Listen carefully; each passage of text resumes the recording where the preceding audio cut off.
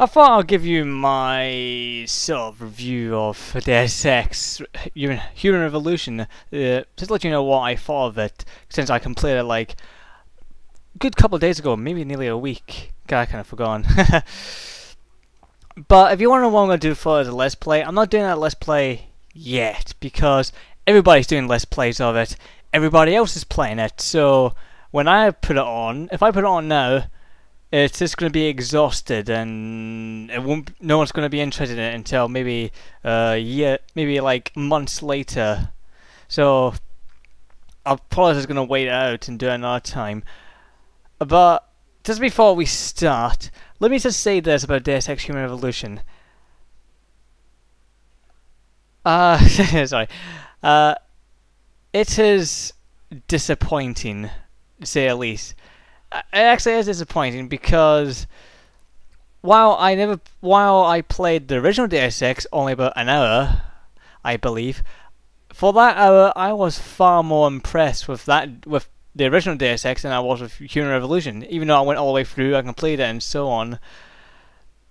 I'll tell you my reasons. So I'm not calling it a bad game. I'm just calling it disappointing. You know, kind of like God of War. God of War 3. It wasn't a bad game, but it was just disappointing in a way. So, let me just get to it. I think there was some...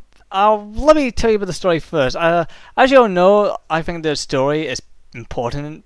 Is the most important part of an RPG than anything else. And I found the story be...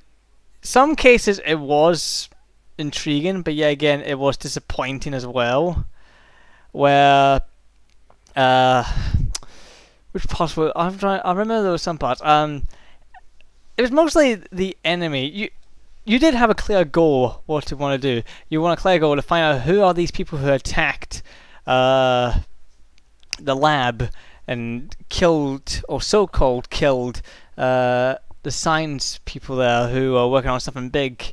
You know, you find out they're alive, and I think that was pretty much the only goal. But of course, you get other goals later on, but they mostly lead to the same thing about information this and information that, hoping to find something. So the goals were fine. Probably the biggest kick in the balls was the endings. There was 4 endings, and because it's kind of like a moral choice, but it's not. Well, not really a moral choice, because there was really no good or evil moral choice. Kind of like The Witcher in that sort of respect. It's not like Dragon Age 2. I mean, where there was like this. Do you want to be good? Do you want to be evil? Or do you want to be an arsehole? Or do you want to be joking about it? Or do you want to just take the middle ground somewhere? Which I never liked Dragon Age or Dragon Age 2's dialogue system, just good evil, that blatant, obvious, bloody thing.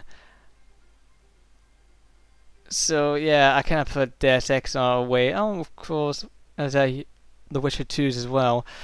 So I'm getting off track, but what I really don't like about the endings was it was just stock footage.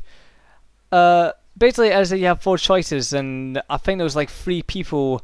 There was 3 people. Your boss, and I believe there was also your boss's boss, who I believe he wanted to stop the whole augment thing, because I think that's pretty much he couldn't have augments because he wasn't compatible with it. Funny enough, the creator couldn't adapt to his own creation. How philosophical. And of course, my boss wanted to lie about it and say, oh, this has happened and that has happened, so we can develop it even further, because this is human revolution. This is evolution to humans. And there was, I believe it was a human front, which I don't like the human front, because there's a bunch of people saying, oh, we can't have this technology, boo-hoo. Kind of like that. Oh, and the 4th choice is to kill yourself, or at least destroy the entire town with everyone on it. That's the way to solve that, wasn't it? Destroy everyone on the damn thing, including yourself. But Oh, sorry, I saw it on TV there.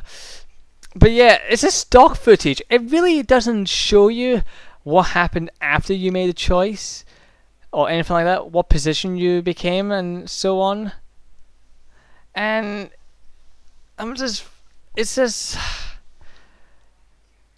it's really just, well, blah, because what can you say to stock footage? It's basically just Adam talking to himself like, oh, I never question my morals or something like that. You know, try to speak how awesome he is or something like that. You know, speaking like Batman. I just wish, I don't know, maybe I miss a lot of, I actually wanted to know more about Adam, but I don't know if you probably do get information, but I just couldn't find enough information about him, and I wanted to learn more about Adam. And I think that this is also my other problem with the story as well. This is the character's development. You don't really get to see much development of them. Maybe on computers and such, but that's not really much because let's talk about the mercenaries who broke into the lab. You think you would get more, you know, information about them, about the mercenaries you're going to fight in the boss fight. It's, you know, let's say like Mass Effect about Saren.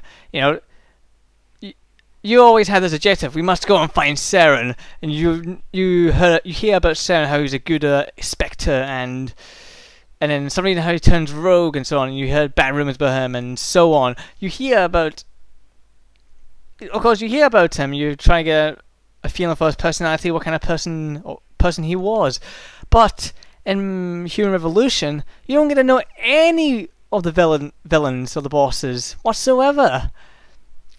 Mostly I'm talking about the three mercenaries. I forgot their names already.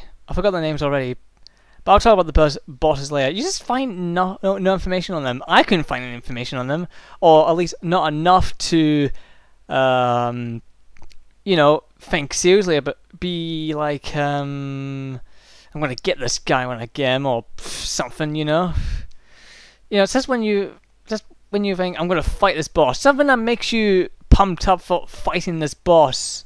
You know about him. You think I'm gonna kick his ass, or I'm gonna do something else. You know, whatever. Or I'll try and talk him out of it, try and change his mind. You know, in an RPG, that sort of thing. But no. I'll talk about the boss fights later. This is a shame as well, because they could have been interesting, but they're not. I had no reason to kill them. I had really not much reason to kill them other than, oh, you broke in a lab and that's it. You think you would want to know more about you think you want to know more about the bosses and give you this reason to fight them. They say, what was God of War's reason to fight Zeus? Oh yeah, he was a psychological maniac. Even though a lot of his actions didn't make much sense. Yeah. To me, it didn't make much sense. Because I'm thinking, you know, you could have just sat down and talk about this. But yeah. I know, Zeus was infected by this darkness from Pandora's box or something. That bullshit. Yeah. There was something else. I think it's just mostly the lack of background in the game of characters and such, and relationship with each other.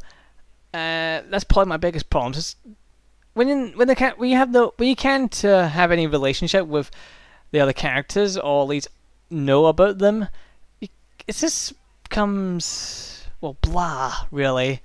Like, should I really care about you?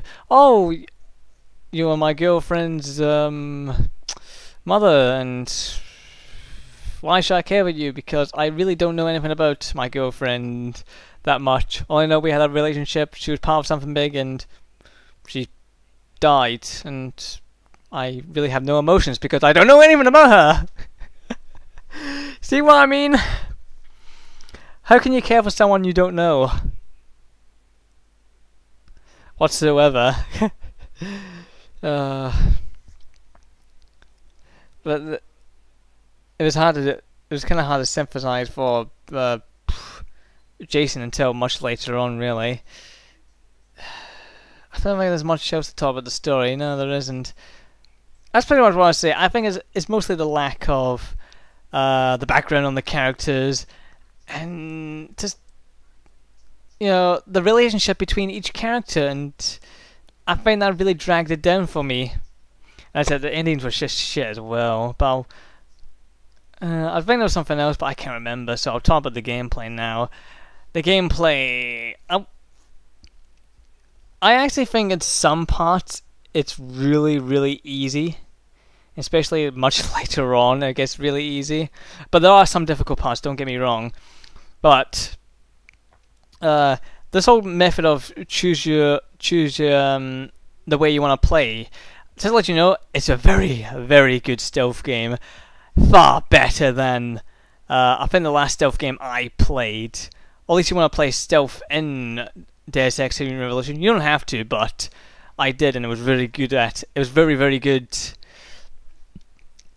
Because I mostly like okay, I'll knock out this person I'll knock him out non-lethally and take him away somewhere and hide him, or I'm not gonna knock him out. I'm just gonna walk past him because there's really no need to waste my energy on this guy. That sort of thing.